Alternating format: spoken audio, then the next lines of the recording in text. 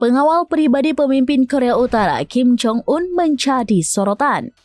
Mereka terlihat membersihkan perabotan yang disentuh Kim usai bertemu Presiden Rusia Vladimir Putin di Beijing pada Rabu 3 September 2025. Dalam video yang beredar di Telegram, staf Kim tampak menyeka kursi, meja, hingga gelas bekas minuman. Hal ini dilakukan untuk memastikan tidak ada jejak DNA yang tertinggal. Pengawal diduga juga mengantisipasi agar rambut atau kotoran yang bisa dianalisis secara medis tidak jatuh ke tangan asing. Jurnalis Rusia Alexander Yunashev menyebut staf Kim bertugas menghapus semua jejak keberadaan sang pemimpin. Mereka bekerja cepat begitu pertemuan resmi usai. Setelahnya Kim dan Putin meninggalkan ruangan dan melanjutkan pertemuan santai sembari minum teh. Praktik ini bukan hal baru bagi Kim Jong-un.